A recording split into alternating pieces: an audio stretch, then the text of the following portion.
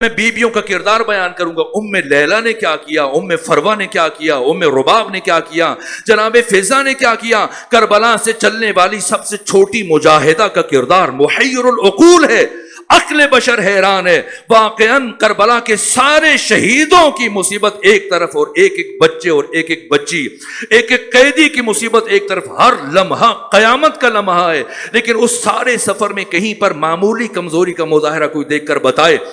آغاز سے انجام تک حسین ابن علی جب مدینہ چھوڑ رہے ہیں تو آپ کو خود عبداللہ ابن زبیر نے مشورہ دیا کہ آپ مخفی راستوں سے جائیں، آپ معروف راستے سے نہ جائیں۔ جیسے مثلا پچھلے عرصے میں ملک کے حالات خراب ہوئے تھے، گرفتاریاں ہو رہی تھیں، تو لوگ پھر راستے تبدیل کر رہے تھے بچتے بچاتے تاکہ ان کو اریسٹ نہ کر لیا جائے، گرفتار نہ کر لیا جائے۔ اب اگر ہم میں سے کسی نے لاہور جانا ہے اور خطرہ ہے تو پھر وہ معروف راستہ چھوڑ کر جیسے موٹر وے یا بڑے راستے جا رہے ہیں، وہ پھر غیر معروف راستوں سے بچتے بچاتے جائے گا تاکہ پہنچنے میں کامیاب ہو جائے۔ یہ مشورہ دیا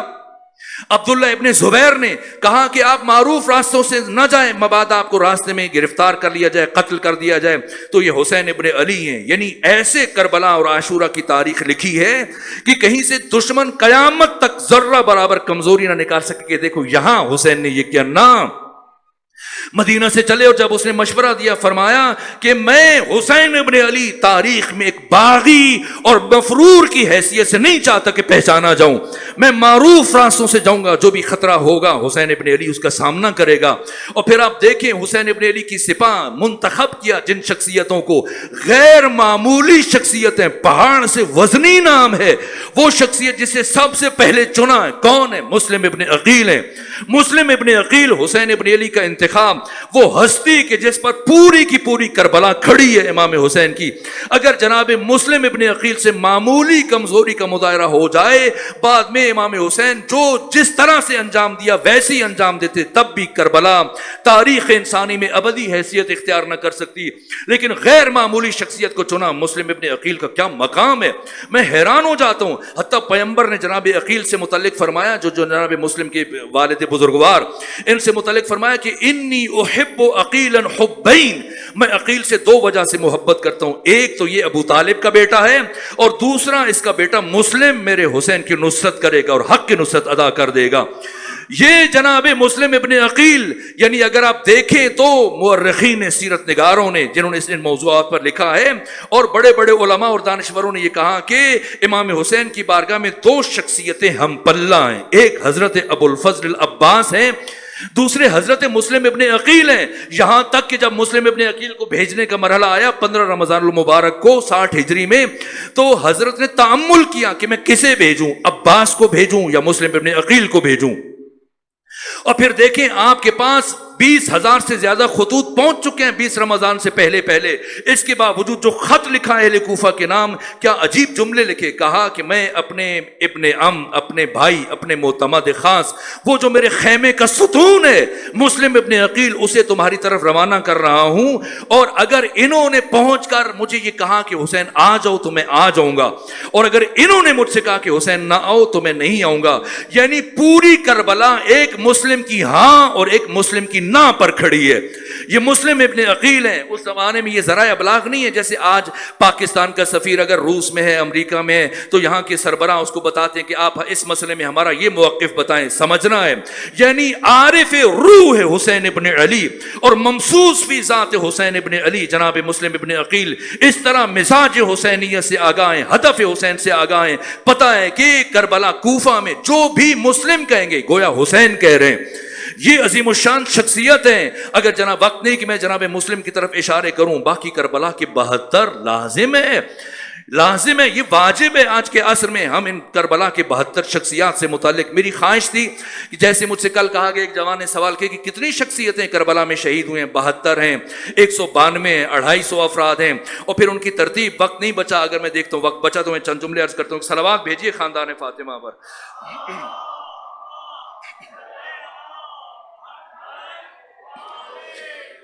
میں شرمندہ ہوں کہ میں تیزی سے بیان کروں صرف اس لیے تاکہ زیادہ مطالب، وقت کم ہے، صرف 2 دن باقی ہیں، زیادہ چیزیں منتقل ہو جائیں، زیادہ حقائق منتقل ہو جائیں، ہم زیادہ نتیجے حاصل کرنے میں کامیاب ہو سکیں، اس لیے جلدی سے، یعنی خود دیکھیں روز عاشور صبح سے لے کر عصر عاشور تک ایک طرف کم از کم 36,000 افراد ہیں اور 1.5 لاکھ سے زیادہ تماشائی اکٹھے ہیں جو بعد میں وہ بھی حملوں میں شامل ہو گئے تاکہ انہیں بھی انعام مل سکے، اور 72 افراد کو جن میں بچے شامل ہیں، آپ اس تعداد کو 192 کر دیجئے، 250 کر دیجئے، تو ان کو قتل کرنے کے لیے کتنا وقت چاہیے، لیکن آذان صبح سے جو جنگ شروع ہوئی ہے عصر عاشور تک چلی، یعنی تقریباً پورا دن گزر گیا ہے، اور پورا دن ان چند افراد نے کس طرح سے دشمن کے مقابلے میں جنگ کو طول دیا، بشر حیران ہے۔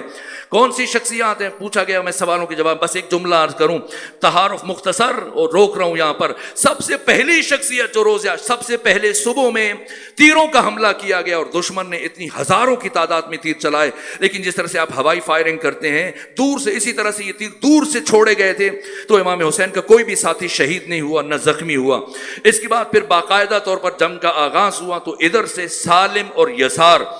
یہ عمر ابن سعد کی فوج میں سے سب سے زیادہ قوی، جو سب سے زیادہ شجاع مانے جاتے تھے، اتنے قد آور، اتنے قوی ہیکل، قوی الجثہ، جو 2 تلواریں اٹھائے ہوئے، خود پہنے ہوئے، جن کو دیکھ کر لوگ کانپنا شروع کر دیں، اور خود دشمن بڑے خوش تھے، بار بار دیکھتے تھے کہ ایسوں کے ہوتے ہوئے ہمیں کون شکست دے سکتا ہے، اور ہم فوراً بلا یہ 2 افراد حسین کے ساتھیوں کو قتل کرنے کے لیے کافی ہیں۔ اب خود سمجھے کہ کون ہے، سالم اور یسار، زیاد اور ابن زیاد، ان 2 کا جو محافظ دستہ تھا، یہ کوفہ کے دونوں گورنر رہے، زیاد باپ ہے، بیٹا ابن زیاد، عبید اللہ ابن زیاد،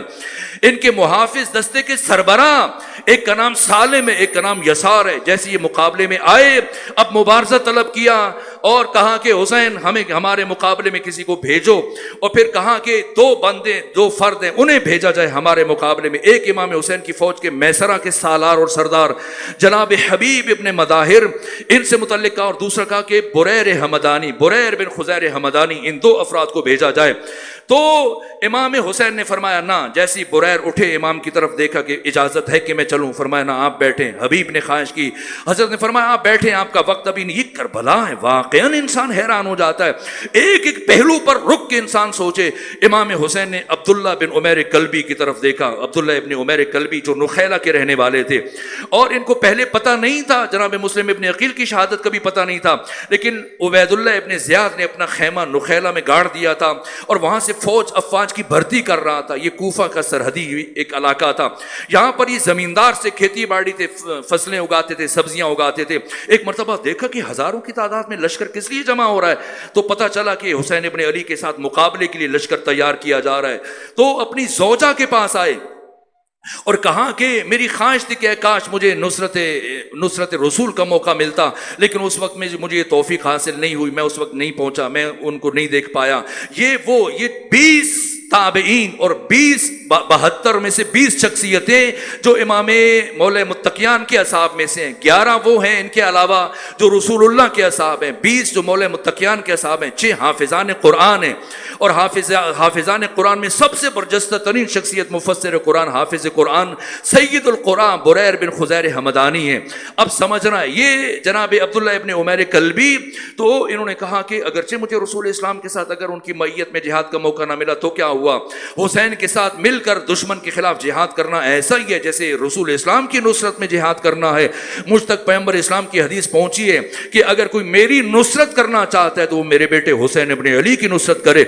یہ گئے تو ان کی زوجہ نے کہا کہ ایک صورت میں اجازت دوں گی کہ مجھے بھی اپنے ہمراہ لے کر چلیں۔ امام حسین نے سب سے پہلے جس شخصیت کو چنا، منتخب کیا، یہ عبداللہ بن عمیر کلبی ہیں۔ یہ گئے سالم اور یسار کے مقابلے میں، درحالی کہ یہ بوڑھے تھے اور یہ سوچا جا رہا تھا کہ یہ جیسی جائیں گے انہیں فوراً سے قتل کر دیا جائے گا، لیکن انہوں نے آگے بڑھ کر خود کہا، یسار سے کہا کہ حملہ کرو۔ یسار نے حملہ کیا اور اس امام حسین کے بوڑھے صحابی نے جناب عبداللہ ابن عمیر کلبی نے آگے بڑھ کر اس کے حملے کو رد کیا اور 2 نیم کیا، یسار پر ایسے تلوار چلائی کہ 2 ٹکڑوں میں بانٹ دیا۔ اور پھر سالم آگے بڑھا اور یہ سالم نے آگے بڑھ کر جناب عبداللہ ابن عمیر کلبی کے بائیں ہاتھ کی 4 انگلیاں قطع کی جب انہوں نے ڈھال اٹھائی ہوئی تھی۔ اتنا قوی تھا یہ سالم اس کا غلام عبید اللہ ابن زیاد کا غلام کہ اس کی تلوار نے وہ لوہے کی ڈھال کو چیر دیا اور ان کی چاروں انگلیوں کو کاٹتی ہوئی خود انہیں زخمی کیا، اور پھر پلٹ کر عبداللہ ابن جناب عمیر کلبی نے حملہ کیا، اسے بھی قتل کیا اور پھر مبارزہ طلب کیا۔ تو ان دو افراد کے قتل کے بعد پھر کسی کو جرت نہیں ہو رہی تھی کہ وہ سامنے آئے، یہاں تک کہ عمر ابن سعد نے منع کر دیا کہ کوئی انفرادی طور پر اب نہ جائے، ورنہ یہ لوگ جو موت کے ہاتھ پر بیعت کر چکے ہیں یہ ہم ان کا مقابلہ کرنے کی صلاحیت نہیں رکھتے۔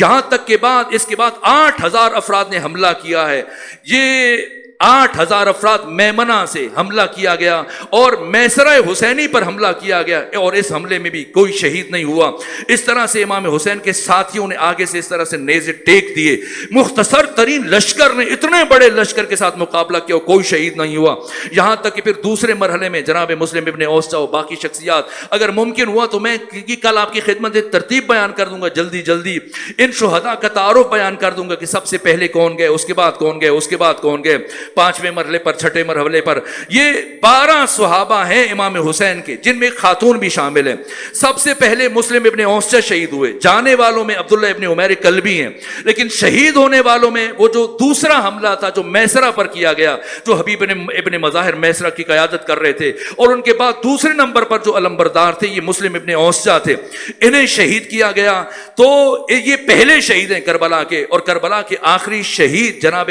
بشر بن عمرو ہیں۔ یہ 72 میں سے کہیے یا 192 کہیے، میں کل عرض کر دوں گا، ان میں سے آخری شہید ہیں۔ خود سوچئے کہ سب سے آخر میں امام حسین کے ایک صحابی جو خود امام حسین کے بعد شہید ہوئے، یعنی 72 شہید ہوئے، اور ان 72 کی شہادت کے بعد پھر اولاد عقیل گئے سب سے پہلے، اس کے بعد اولاد جعفر گئے، اس کے بعد اولاد امیر المومنین گئے، اور سب سے آخر میں امام حسین نے اپنی اولاد کو رکھا، اور پھر سب سے آخر میں خود گئے۔ تو بنو ہاشم اور اصحاب کی شہادتوں کے بعد آخری صحابی جو شہید ہوا یہ سوید ابن عمرو ہے۔ یہ اس طرح سے لڑتے لڑتے اتنے پیاسے تھے کہ یہ بے ہوش ہو گئے تھے، اور لاشوں کے درمیان میں سے ان کا جسم اٹ گیا تھا، یہاں تک کہ پھر جب خون ان کے چہرے پر گر رہا تھا تو ان کی آنکھ کھلی اور پوچھا کہ کیا ہوا۔ جب انہیں پتا چلا کہ امام حسین علیہ السلام کو شہید کر دیا گیا تو ایک مرتبہ اٹھے تو سوچتے کہ چلے امام حسین تو شہید ہو گئے، مجھے چلے جانا چاہیے، اب میں کیا کر سکتا ہوں، تو کم سے کم میں جان بچاؤں، لیکن نہ، سوید بن عمرو یہ امام حسین کے آخری سپاہی ہیں، یہ اٹھے اور انہوں نے اٹھ کر ایک مرتبہ امام حسین کی نصرت میں جام شہادت نوش کی اور دشمن کے خلاف جنگ کی ہے۔ یہ ان 72 سے متعلق کسی نے حضرت امام جعفر صادق علیہ السلام سے سوال کیا کہ فرزند رسول کیا بات ہے کہ یہ 72 زخموں پر زخم کھائے جا رہے تھے، اس کے باوجود ان کے لبوں پر، ان کے چہرے پر مسکراہٹ تھی، کوئی اضطراب نہیں تھا، کوئی بے چینی نہیں تھی۔ صرف امام حسین حامل نفس مطمئنہ نہیں تھے، آپ کے سارے ساتھی بوڑھے یا بچے ہر ایک کے چہرے پر ایک عجیب بشاشت تھی، یعنی تیر کھا رہے تھے اور مسکرا رہے تھے، یہ عجیب کیفیت۔ تو کسی نے جب پوچھا حضرت امام جعفر صادق علیہ السلام سے کہ اس کی کیا وجہ ہے، تو حضرت نے سورہ یوسف کی آیات کو تلاوت کیا کہ جب زلیخا نے ان خواتین کو، مصر کے اکابرین کی خواتین کو بلایا تھا اور انہوں نے تانا زنی کی تھی، تو قرآن مجید فرماتے کہ جیسے یوسف سامنے آئے تھے تو ان خواتین جب پھل کاٹنے لگی، زلیخا نے کہا کہ پھل کاٹو، اور ادھر یوسف کو اشارہ کیا کہ آپ میری طرف آئیں، اور یوسف درمیان سے گزر رہے تھے، اور جس کی نگاہ یوسف کے چہرے پر پڑ رہی تھی، قرآن مجید کہتے ہیں کہ فقطعنا ایدیہن، وہ جتنی تھی سب کے سب نے پھل کاٹنے کے بجائے اپنی انگلیاں کاٹ ڈالی، کہ جس طرح سے وہ خواتین دیکھ رہی تھی کہ انگلیاں کٹ رہی ہیں لیکن پھر بھی ان کی نگاہیں یوسف کے چہرے سے نہیں ہٹ رہی تھی، کہ اس طرح یہ 72 اس طرح سے حسین ابن علی کی ذات میں ڈوبے ہوئے تھے، عشق حسین میں ڈوبے ہوئے تھے کہ ان کی نگاہیں صرف حسین ابن علی کے چہرے پر تھی۔ واقعاً عجیب ہے، انسان حیران ہو جاتا ہے، نسل ختم ہو گئی ہے، بہت ساری شخصیتیں، ایک کم ہے، یہ جناب مسلم ابن عقیل کی بات کر رہا تھا، 4 بیٹے ہیں جناب مسلم ابن عقیل کے، 2 بیٹیاں ہیں، چاروں بیٹے شہید ہوئے، 2 بیٹے روز عاشور شہید ہوئے، عبداللہ اور عبید اللہ، اور 2 بیٹے 1 سال گزرنے کے بعد شہید ہوئے عید الضحیٰ کے موقع پر، جناب محمد اور جناب ابراہیم، 4 بیٹے ہیں، 2 بیٹیاں ہیں، ایک جناب عاتقہ ہیں، ایک آپ کی دوسری بیٹی ہیں۔ ایک 11 محرم کو جب اپنے بابا کے لاشا کو آویزاں دیکھا شہر کوفہ کے دروازے پر، ثانیہ زارہ تڑپ گئی کہ سید سجاد کیا کوفہ میں مردے دفنانے کا رواج ختم ہو گیا ہے؟ कितने दिन गुजरे मेरे मुस्लिम इब्ने अकील को, अभी तक उनके लाशे को आवेजा किया गया। यहां तक कि कहा बीबी ने कि आतिका के सामने इस तरह से खड़े हो जाए कि अपने बाप के जसद पर निगाह ना पड़े। लेकिन जैसे ही जनाब आतिका की निगाह पड़ी, जनाब मुस्लिम इब्ने अकील अपने बाबा की लाश पर पड़ी है, वही चीख मारकर गिरी और वहीं पर शहादत हो गई। आपकी दूसरी बहन जनाब आतिका की दूसरी बहन मुस्लिम इब्ने अकील की बेटी, ये जाते हुए ऊंट की बुलंदी से गिरी और शाम पहुंचने से पहले शहीद हो गई। नस्ल खत्म हो गई मुस्लिम इब्ने अकील की। और आपकी जोजा जनाब रुकैया, मैं हैरान होता हूं, कोई बीबी 1 साल से ज्यादा जिंदा नहीं रही है। करबला के मसाइब और शाम के मसाइब देखने के बाद कोई बीबी, मैंने तमाम बीबियों की जिंदगियों को पढ़ा है। जनाब उम्मे लैला से मुतल्लिक मैंने पढ़ा कि जनाब उम्मे लैला जिस तरह सैयदा ज़हरा ने बैतुल हुज़्न तामीर किया था और इस तरह से गिरिया करती थी कि अहले मदीना ताज्जुब करते थे। जनाब उम्मे लैला मदीना पलटने के बाद यूं गिरिया करती थी कि लोगों के दिलों की कैफियत बदल जाती थी। यहां तक कि रावी कहता है कि मैं ऊंट पर सवार होकर गली से गुजर रहा था और बुलंद बुलंद गिरी की आवाज मेरे कानों में पहुंची, तो मैंने मेरा ऊंट वहां पर रुक गया, मैंने उसे हांका, इसके बावजूद आगे नहीं बढ़ रहा था। इतनी दर्दनाक आवाज थी कि मेरी सवारी, मेरा जानवर जमीन पर बैठ गया। तो एक कनीज इस घर से बाहर निकली, मैंने पूछा ये कौन खातून है, ऐसे रो रही है कि मेरा जानवर भी आगे नहीं बढ़ रहा। कहा कि करबला में हुसैन इब्ने अली के बेटे, अली शहीद होने वाले बेटे अली अकबर की मां उम्मे लैला,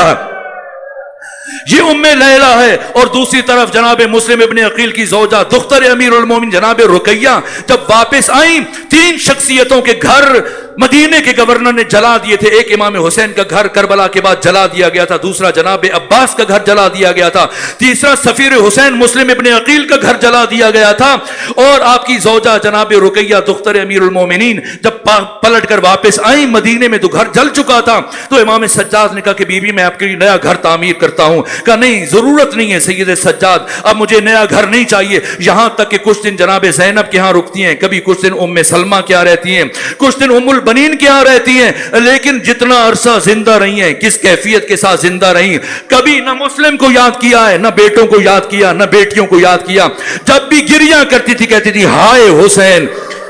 ये इश्क हुसैन की मंजिल है। क्या देखा, कौन है ये करबला के वारिसान, कौन है, किस तरह से आशूरा को बचा के हम तक पहुंचाया। मेरे अजीजों वक्त खत्म हो रहा है आज की हद तक। और उम्मे रुबाब मैं हैरान हो जाता हूं, क्या बीबी है वाकईन। एक जुमला अर्ज करूं, अगर अपने हाफजों में अपने दिलों पे नक्श करें, 3 जुल्फकार हैं जिनसे इस्लाम को तकवीयत मिली और इस्लाम बच के हम तक पहुंचा। एक जुल्फकार अली है, एक जुल्फकार हुसैन है और एक जुल्फकार ज़ैनब बिन्ते अली है। अली की जुल्फकार वो थी जो जंग ओहद के मौका पर आसमान से उतरी थी, और हुसैन की जुल्फकार का नाम अली असगर है, और ज़ैनब बिन्ते अली की जुल्फकार का नाम सकीना बिन्तुल हुसैन है। अगर सकीना को ना लेके जाती साथ और शाम के जिंदान में सकीना शहीद ना होती, तो आज का गद्दार मुअर्रिख लिखता कि बीबियां तो शाम गई नहीं थी। इसलिए ये सकीना हुसैन की हक्कानियत पर मोहर तस्दीक साबित कर दी है। और इन 2 जौहर, एक अली असगर और एक जनाबे सकीना, वो 2 शख्सियतें जिन्होंने इमाम हुसैन की नेहजत को हिजाज से निकालकर पूरी दुनिया में फैलाया है। इनकी मां उम्मे रुबाब, सख्त जुमले होते हैं लेकिन जी चाहता है कि तारीखें मुंतकिल हो जाएं। उम्मे रुबाब जब तक जिंदा रही, 1 साल से ज्यादा जिंदा नहीं रही, लेकिन जितना अरसा जिंदा रही कभी साए में नहीं बैठी, मुसलसल धूप में बैठती थी। और धूप में बैठने के बाद साहब की जिल्द जल गई थी, चेहरे का रंग स्याह हो गया था। और एक मर्तबा मदीने की एक खातून सानिए ज़हरा के घर आई और आकर जनाब सैयदा ज़ैनब से पूछा, कहा ये कनीज कौन है, पहले नहीं देखा। कहा ये कनीज नहीं है, ये उम्मे रुबाब है, ये वारिसाने आशूरा हैं। आए देखें क्या कुर्बानियां हैं, क्यों लाजिम है अपने घरों से निकलकर सफ़े अज़ा पर बैठे, क्यों हुसैन हुसैन करें। हुसैन ने क्या किया है, क्या क्या कुर्बानियां दी हैं। बस मेरे अजीजों आखिरी जुमले अर्ज करूं, क्योंकि ये अय्याम है, इन्हीं अय्याम की निस्बत से एक मरतबा इस सफर में जब जनाब ये काफिला शाम के करीब पहुंचा था, तो जनाब ज़ैद इब्ने अरकम एक मरतबा, ये सहाबी और रसूल हैं, और ये रास्ते में जब देखा, मिले, कारवान से मिले और सैयद सज्जाद तक पहुंचे, तो इन्होंने सलाम किया, अस्सलामु अलैका या इब्न रसूलिल्लाह। جب شام سے، جب مدینے سے، مکہ سے، کربلا سے لے کر شام تک کے راستے میں پہلی مرتبہ سید سجاد نے کسی کو سلام کرتے ہوئے سنا تو ہتھکڑی بھرے ہاتھوں سے توق بھری گردن اٹھائی اور فرمایا کون ہے اس غربت کے عالم میں ہمیں سلام کے قابل سمجھنے والا؟ بوڑھے صحابی رسول نے کہا آقا پہچانا نہیں، میں زید ابن ارقم ہوں، آپ کے نانا کا صحابی ہوں، اور میں آپ کے نانا کی زیارت کے لیے مدینہ جا رہا تھا۔ کہ مدینہ جائیں گے؟ کہا آقا اگر اجازت فرمائے تو میں جاؤں گا۔ اور اس کے بعد ایک جملہ کہا زید ابن ارقم نے، صحابی رسول نے کہا کہ اگر اپنے جد کے لیے کوئی پیغام ہو تو بتائیں، قبر رسول پر جب جاؤں تو کیا پیغام دوں آپ کی طرف؟ تو امام سجاد نے اونٹوں کی طرف اشارہ کیا اور فرمایا زید کیا اب بھی کسی پیغام کی ضرورت ہے؟ جا کر مدینے میں میرے نانا کو بتانا یا رسول اللہ سید سجاد کہہ رہے تھے کہ آپ کی بیٹیاں کوچہ و بازار میں نامحرموں کے درمیان بے مکھنہ و چادر کھڑی۔ بس عزیزو آخری جملہ عرض کروں، یہاں تک کہ روایت تفصیلی ہے لیکن آخری جملہ عرض کروں، ایک مرتبہ زید ابن ارقم نے شہیدوں کے سروں کی طرف دیکھا اور دیکھنے کے بعد کہا کہ سید سجاد یہ سر جو تلاوت کر رہا ہے یہ سر کس کا ہے؟ کہا زید پہچانا نہیں، یہ سر میرے بابا حسین کا سر ہے۔ کہا یہ دو سر کس کے ہیں؟ کہا یہ میری پھوپھی زینب کے اون و محمد کے سر ہیں۔ کہا یہ کس کا سر ہے؟ کہا یہ میرے قاسم کا سر ہے۔ ایک مرتبہ پوچھا یہ جو چھوٹے سے نیزے پر ایک پیارا سا سر نظر آ رہا ہے، یہ سر کس بچے کا ہے؟ حضرت نے فرمایا زید تو اسے کبھی نہیں پہچان پائے گا، یہ میرے 6 مہینے کے بھائی علی اصغر کا سر ہے جسے قبر سے نکال کر دوبارہ ذبح کیا گیا اور بعد میں نیزے پر بلند کر دیا گیا۔ بس عزیزو آخری جملہ عرض کروں، ایک مرتبہ زید ابن ارقم نے گھوم کر شہیدوں کی سروں کی طرف دیکھا اور پھر عجیب سوال کیا، کہا فرزند رسول کیا عباس نے ساتھ نہیں دیا؟ کیا عباس نے ساتھ نہیں دیا؟ امام نے فرمایا اگر تو میرے جد کا صحابی نہ ہوتا میں کبھی تجھ سے کلام نہ کرتا، میں ہمیشہ تجھ سے ناراض رہتا۔ کہا مجھے معاف کیجئے، میں نے اس لیے پوچھا حد حسین کا سر نیزے پر، حد اون و محمد کا سر نیزے پر، حد علی اکبر و علی اصغر کا سر نیزے پر، حد قاسم کا سر نیزے پر، مجھے عباس کا سر کہیں نظر نہیں آ رہا۔ امام نے فرمایا زید وہ دیکھ سفید گھوڑے کی گردن میں میرے چچا عباس کا سر ہے۔ تعجب سے پوچھا صحابی رسول زید ابن ارقم نے پوچھا سارے شہیدوں کے سر نیزوں پہ بلند ہے، عباس کا سر گھوڑے کی گردن میں کیوں ہے؟ امام سجاد نے فرمایا سنو زید، کئی مرتبہ میرے چچا عباس کے سر کو نیزے پر بلند کیا گیا، لیکن جب میرے چچا عباس نے نیزے کی اونچائی سے علی کی بیٹیوں کو، محمد مصطفیٰ کی بیٹیوں کو سر برہنہ دیکھا، انہوں نے سر کو نیچے گرا لیا۔ جب بار بار میرے چچا کا سر نیچے گرتا تھا تو پھر دشمن نے ان کے سر کو گھوڑے کی گردن میں، وہ سفید گھوڑا جس پر خود عباس سوار ہوتے تھے، اس گھوڑے کی گردن میں اگر برداشت کر سکے تو پھر ایک اور جملہ عرض کر دیتا ہوں، خود دیکھیے گا جا کر کتابوں میں صاحب منہاج الدموع نے لکھا ہے کیسے سر عباس کو سفید گھوڑے کی گردن میں آویزاں کیا گیا، عباس کے ایک کان سے سوراخ کیا گیا، ایک کان سے دوسرے کان تک سوراخ کیا گیا، پھر رسی کو گزارا گیا